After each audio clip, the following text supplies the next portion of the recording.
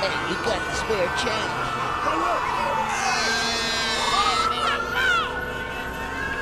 We begin today with breaking news. Jobs are hard to find and the rent is due, but mama ain't here to see me through. Sometimes I feel like I'm trapped in a cage. Gotta get out of here, cause you can't get ahead on minimum wage. It's never enough, never enough. It don't take much to read the signs. Sometimes I think I'm gonna go out of my mind with pressure. Pressure, babe. I can feel the... Hello, I'm Eileen Bild with Ordinary to Extraordinary Life Hotel Productions, and I'm here today with Vibe, RW, producer, entertainer, songwriter, and musician. Hi, Vibe. Hey, How are you doing today? I'm doing great. How are you? Good. So we're going to talk today a little bit about your story. Music always has a story, and there's always a musician behind the music. So if you could, we're going to start out by having you tell us, when did you first know that music was going to be your life? Wow, that's kind of a funny thing because my father, he was a sports star in school, and he raised me to be a sports athlete. I mean, ever since I could walk. And I remember one day I was playing with my cousins, and we were down. They used to live in apartment complexes down. Well, actually, it was projects back in the days to call them. And we were down there playing, and we went in the clubhouse, and they said, "We're gonna go in the clubhouse and see if we can get some Twinkies or whatever." So we walked in there. There was this upright piano, huge, tall piano, raggedy keys. It was worn out, and I remember something about it drew me over to it, and I touched the keys, and at that moment, it's crazy, I can't explain it, but I knew that that's what I would be doing the rest of my life. I used to love to go down there and visit them. I mean, I came up in a middle-class family, so to me, I mean, I didn't know the difference. I just went down there to hang out, and when I touched that piano that day, I knew that that's what I was supposed to be doing the rest of my life. I didn't know how to play. I didn't know, but I would sat there for hours. They tried to get me to come out and play football or whatever, and I wouldn't leave. I was just sitting there, and I was pecking on it, but I could hear it. And then one day my mother, she said, because I was interested, she said, "I'm thinking about buying a piano." She says, because I always wanted to learn how to play. So she was buying it for her, and I wasn't that interested in music yet, but I just knew I liked that piano. And when my mother bought it, I stayed on it night and day, and she would have to wake me up out of my sleep late at night, tell me to go to bed because I had played on it so long I'd fall asleep right on the keys. And I've never stopped playing from that day. So it's it found me, I didn't find it. How old were you? At that time I was 11 years old when it hit me that I knew that I was going to play. Before that, the interest was actually piqued by my grandmother, who bought me a 22-key organ. They don't make those anymore.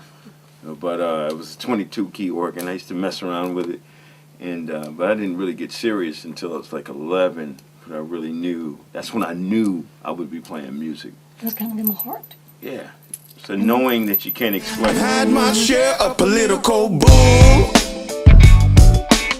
If you got no money, you got no pull.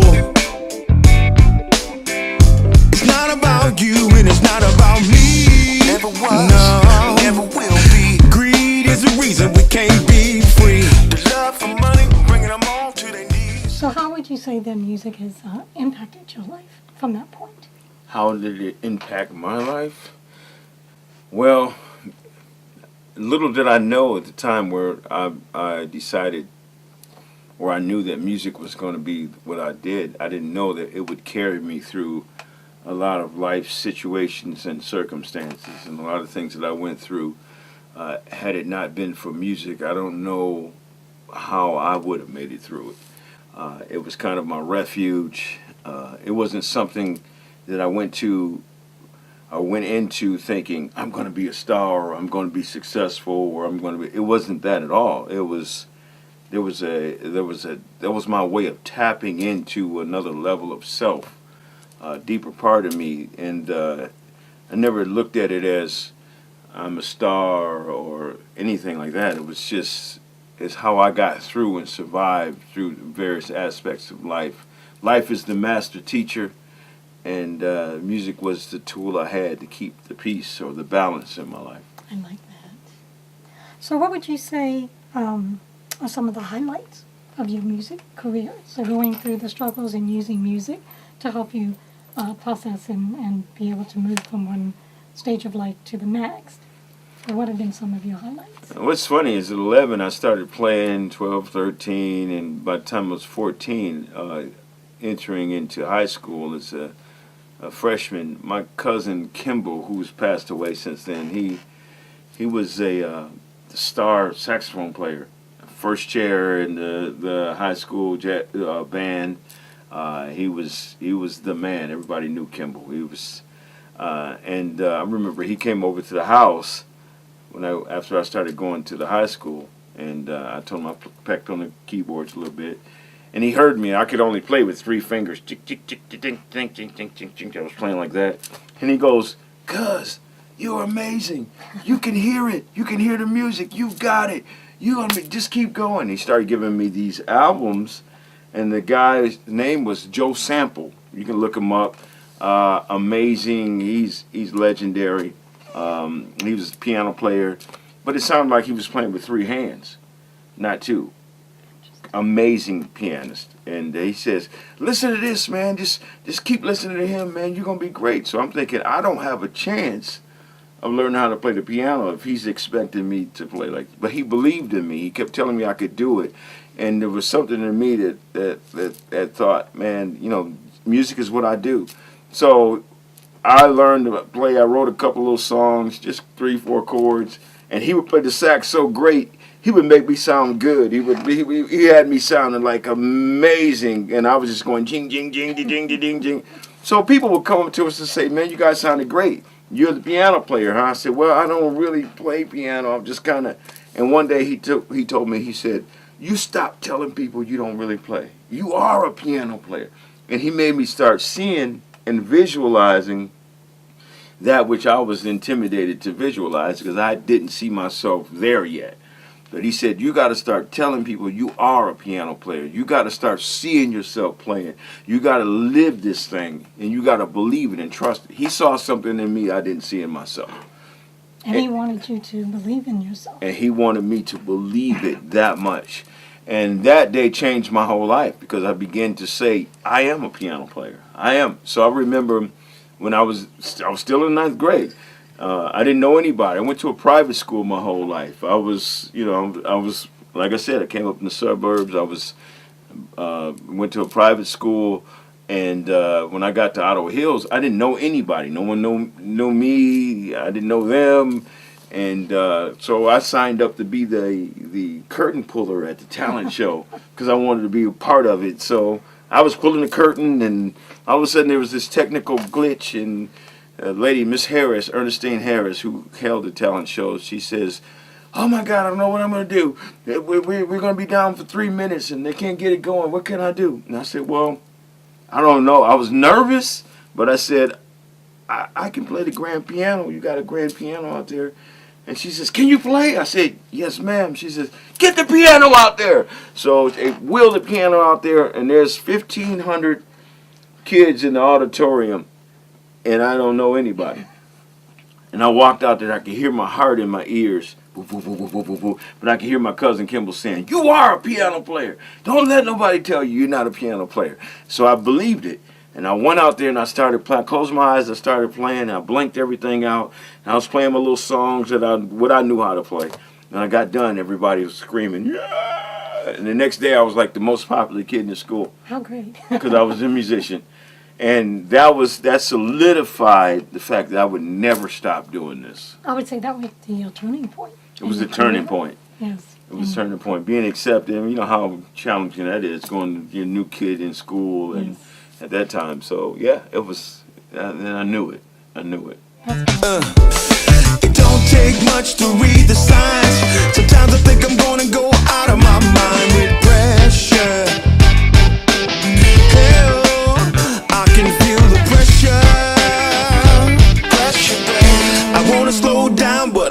keep up. Keep it rolling, keep it going. So, on one level, you have this experience that brought you to a realization that I am a musician. And then we all have life journey that takes us on highs and lows.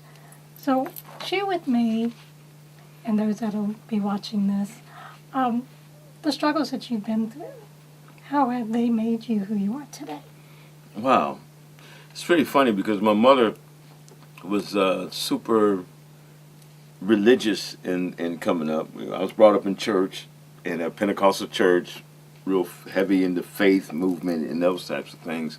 My father was more of a worldly type guy, more of a he was out there getting it, hustling and do whatever he could do to make sure that we had what we needed to have. So he was in the blues and jazz. So mom was in the gospel, pops was in the blues and jazz. We were the first black family in a suburban neighborhood.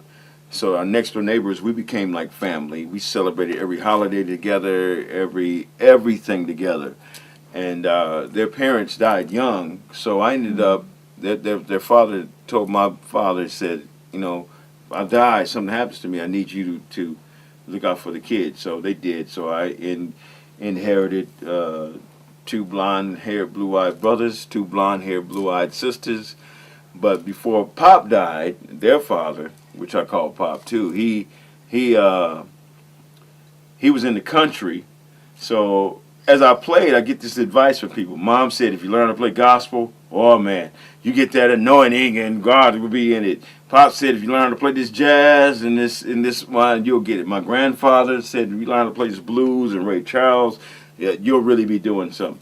And then Pop next door, he was in the country, so he said, if you learn some country, boy, that's real music you be playing. My brother Stanley's like, forget all that. You got to learn some metal, man. He was into metal and rock and roll and the whole deal. So I got a little bit of everything. I was trying to pull it all in. So I was privileged that way to be exposed to a wide variety of music, which kind of developed my style to where it is now.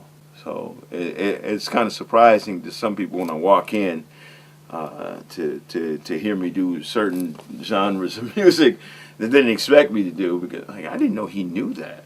So some of the struggles enabled you to pull from those different genres. Well, the struggles that happened along the way is as I got older and started to venture off into the bars and playing, and then other not so pleasant lifestyles happened. You know, I experienced a lot of different things. The drinking, I had experimentation with drugs, and then I got married, and then I got into that whole situation, raising a family, trying to balance all of that, getting away from all of that. But then I went through divorce, which was very hard.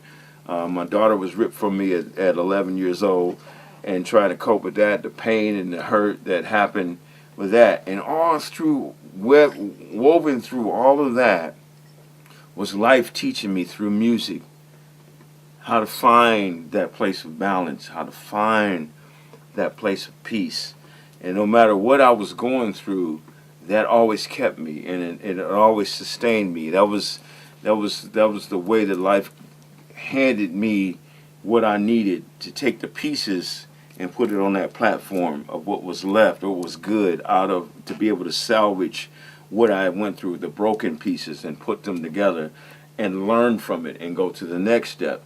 I was in Atlanta, Georgia when I went through, my kid's mother ended up going through some situations where we got divorced, and I remember I had just built a studio. It was a $30,000 thing. We transferred the garage into a studio, and there I was with took 2 incomes to maintain. Now it was just me.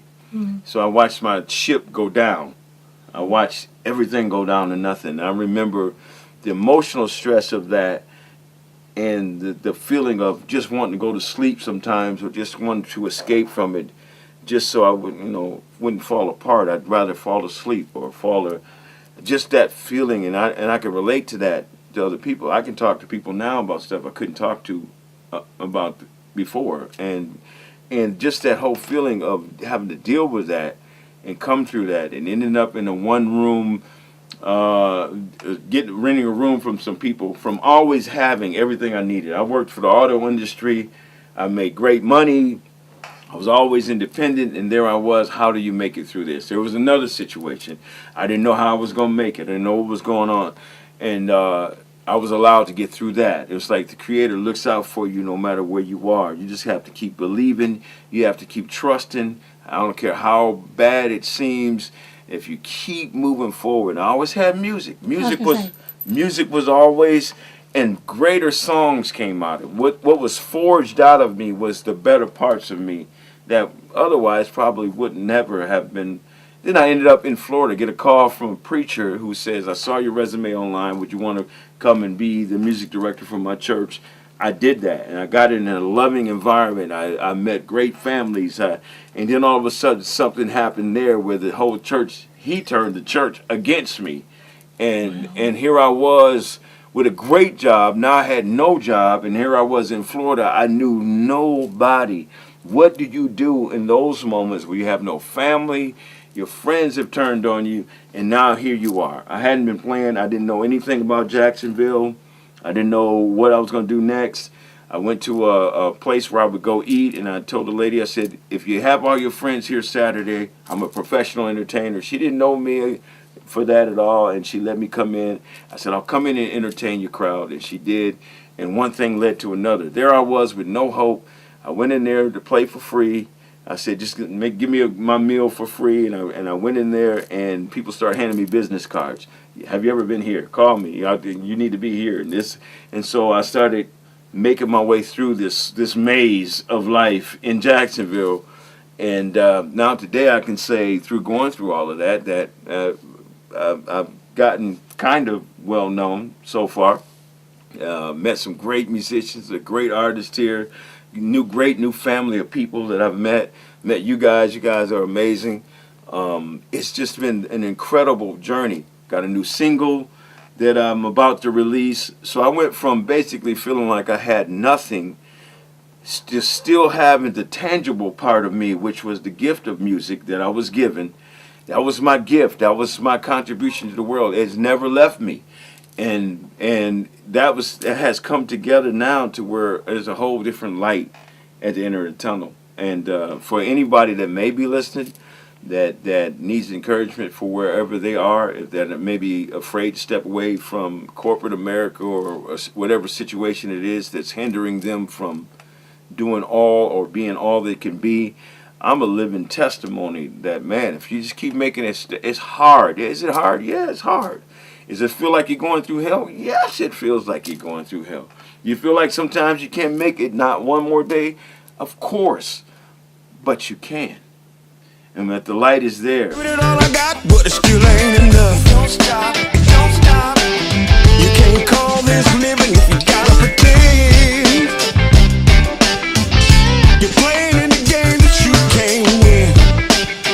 No. And you know, there's a not to be like Bible oriented, but there was an old scripture that said, "At the hint of water, the root shall live."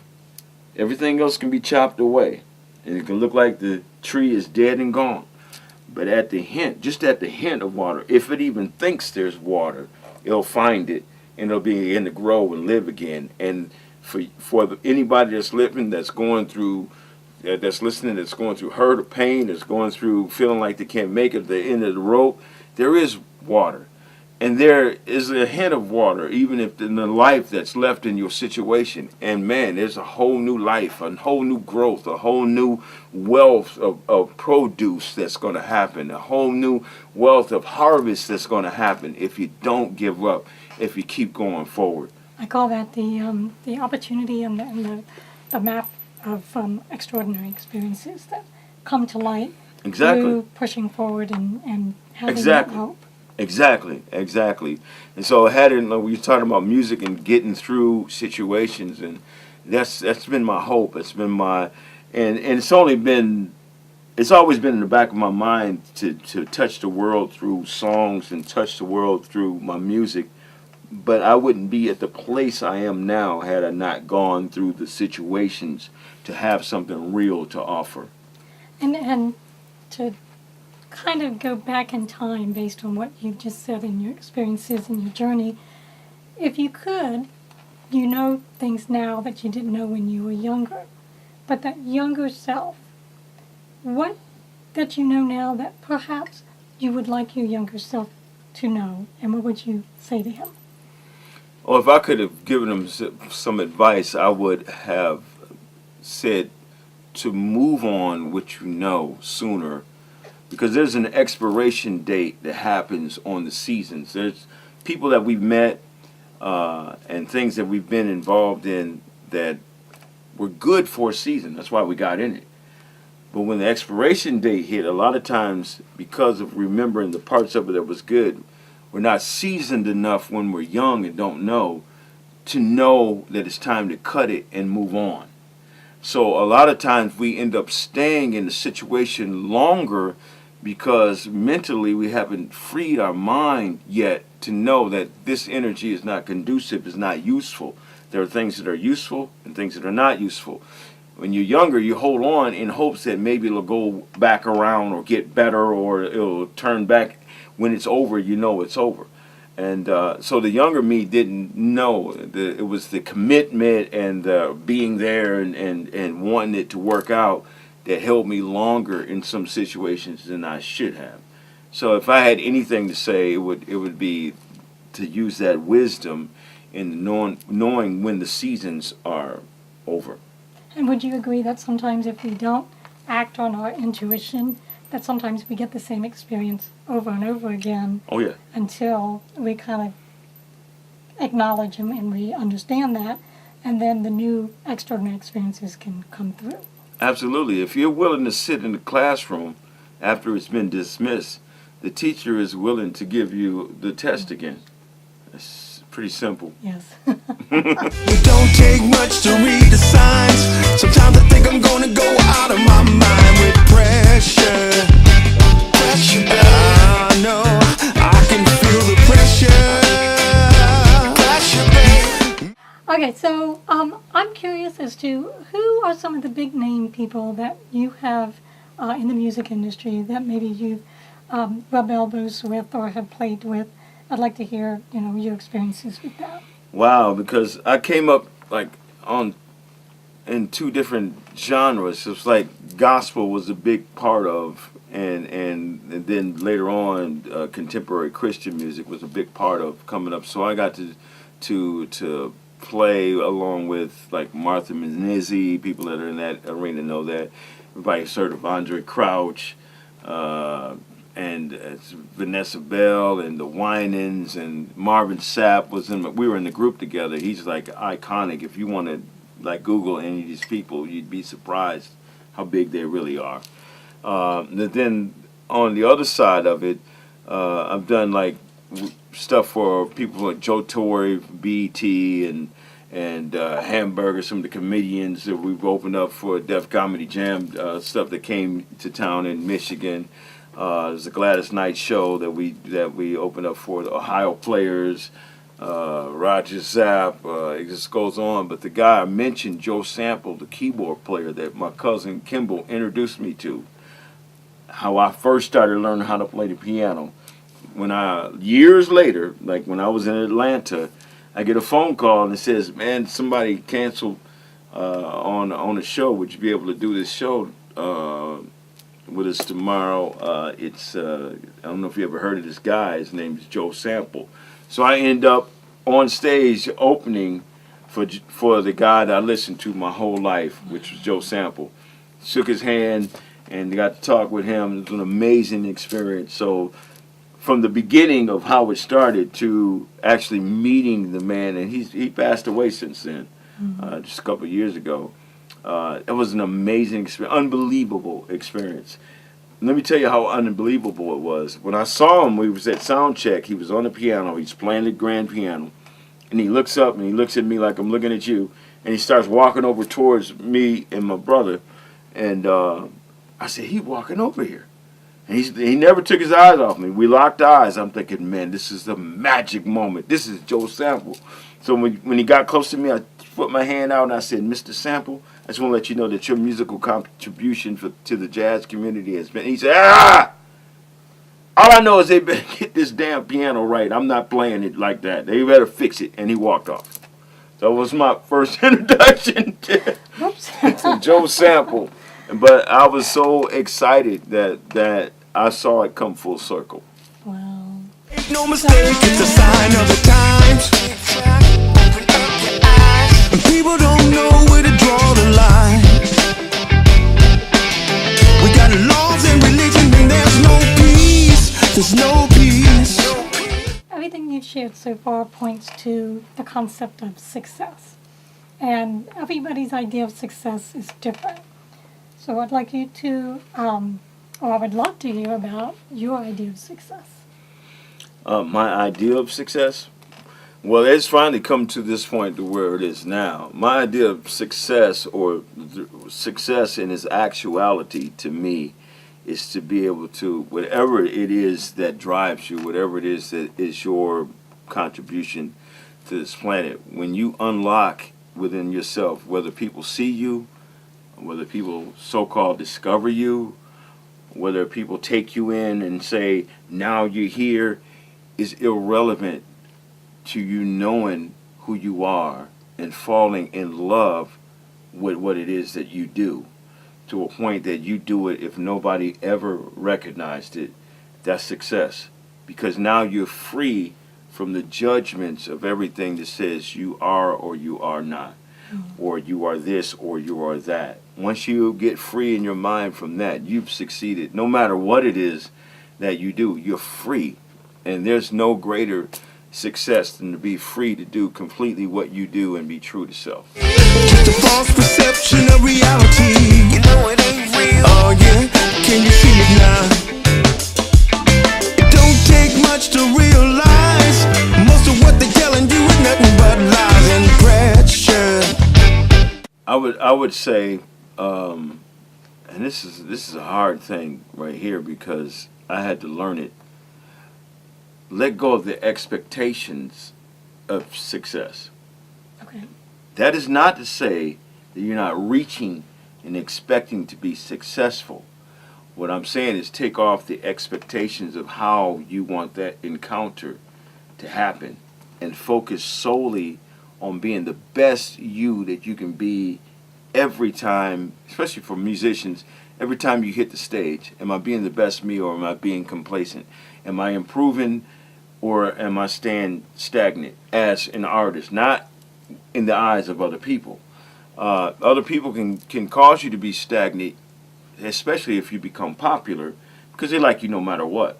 But in your own heart of heart, are you really doing the things that it takes for tomorrow to be a greater you, or to reveal a greater you than today? Or will it just be a replica of what you are today? Along with that comes success that you can't imagine, because now people are seeing something that you're not really looking at. I don't have when I perform, I don't have an expectation of the crowd. I don't have an expectation whether they clap or whether they don't. I just got to get myself locked into a zone of being as tight as I can be, flowing as freely as I can be without being locked up and congested in my mind as a performer. Not focusing on the energy in the room, but being the energy in the room. Not focusing on how well people like me, but judging it by how well I know I'm really putting out the energy. And when that focus is on me and not on what other people are doing, I've noticed that it's gone to another level. It had nothing to do with me making it go there. It has everything to do with me becoming the light that I need to be. And when people see your light, they're drawn to it. I mean, if you're waiting for your light to be ignited by other people, then you're diminishing what it is that you've been given. The greatness is already there. It's up to you to release it. Unblock and release. Unblock your mind and release what's in you. So essentially it's allowing for the unexpected. Yes. And allowing for things to come organically to Yes. you and to you and through you. Absolutely. And I know that sounds like cliche, but the actuality, not the reality of it, because I don't want to sound too, I'm trying not to be too like creepy deep, but we have to realize the reality of where we are is ever changing. The reality of your limitations 10 years ago, you can laugh at today because they're not limitations anymore, because you've experienced and life has taught you. The actuality of where you are is what really is and where you really are. When you can assess yourself that way, then you begin to grow at a level where you're more concerned about uplifting other people, spreading light, spreading love to other people. That's going to do everything it has. It's not your light. It's not your love. Even though it comes through you, you're responsible for it as a earth being here. That's why you came here. But it really belongs, you're part of a greater source of light, and it's your job to represent it well, if I can say it that way, for those of you that are weird enough to get it, like what I'm saying. But when you express it that way, people have an experience. Doesn't matter how well you sing, doesn't matter how well you play, doesn't matter how well you speak, doesn't matter. Is when that intent is there, people have an experience and they're drawn to you in a way that you couldn't even imagine. It's bigger than the talent or the skill. It's bigger than that. Oh, I can feel the pressure.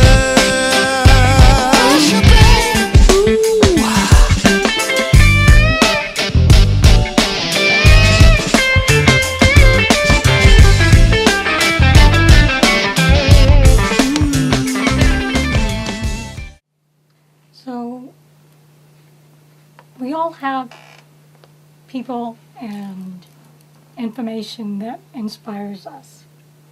So you talked a little bit about those people who have inspired you.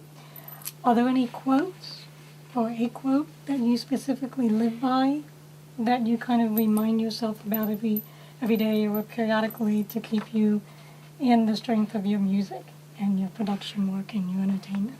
You've heard me say this, and I've said this a lot. And I don't necessarily know if I've got this from somewhere or if it's just kind of my own way I say it, but you've heard me say this in this interview. Life is the master teacher.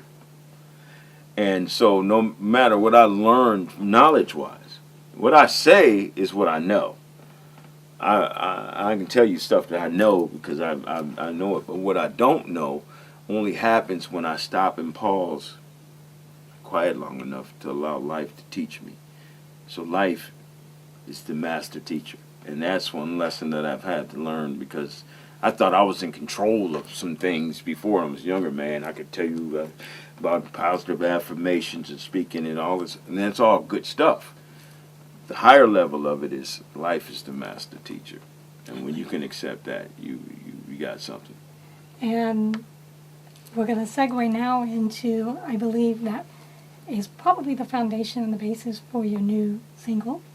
So if you'd like to share about the single and what you named it, called it, and the background of it, anything else you'd like to highlight? It's a single that I actually wrote it some years ago, and it's called the Pressure.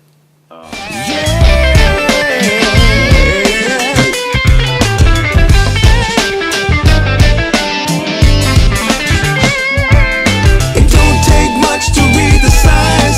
Sometimes I think I'm gonna go out of my mind with pressure. I can feel the pressure. It talks about the pressure of life. It talks about things that we all deal with, and it's perfect for today because it deals with some situations and some topics that I think everybody can kind of relate to. So that was like perfect as the song, the first song for me to put out. I don't think it could have been any better than the song called The Pressure. I didn't try to get super technical on the the playing or overplaying or over singing, because I just wanted the message to be plain. So it's a pretty simple song, but I think it hits the hearts. The places I've played and kind of given samples of it, it's been accepted pretty well. But it's basically my viewpoint of just observing life and observing things and looking from hearing stories of other people, going through my own story, and just watching what's going on. That's how that song. So it's not just a random song. It's a song that hopefully people can relate to, and it'll speak to them like it spoke to me. Awesome. Thank you. So we're finished with today's interview, and I want to thank you, Vibe. Thank you For sitting with me Oh and my sharing God, with you are me amazing. your story. Thank You are amazing. It's good. And hopefully, why don't you tell people how they can find you on Facebook and on the internet? Yeah, you can find me on Facebook at Vibe. It's V like victory, VIBE space RW on Facebook. It'll pull me right up. My song's on iTunes and every form of streaming that there is. Please go on Reverb Nation and be my fan. If you know anything about Reverb Nation, I could use that. I went from, when I first put the song out, I was like some ungodly high number ranked in Jacksonville, like 1,600 or something. Currently number 3. Awesome. Yeah, on Reverb Nation. So that's pretty cool. And you can check me out just about anywhere. I'm on Instagram at RWVibe, Vibe.RW. There's 2 of them. Oh, okay. Vibe.RW on Instagram. And just kind of follow me around. If you get a chance to come check out the show, do that. And just keep watching and keep hoping the best. And I hope the best for you. Thank you. Thank you. People that heard too many lies, same old excuses but won't tell us why. Lack of respect still on the rise. See the needs of the people, the limits supply. Looking for love but won't value the mind. Make you play by the rules but cross the line. Now you feel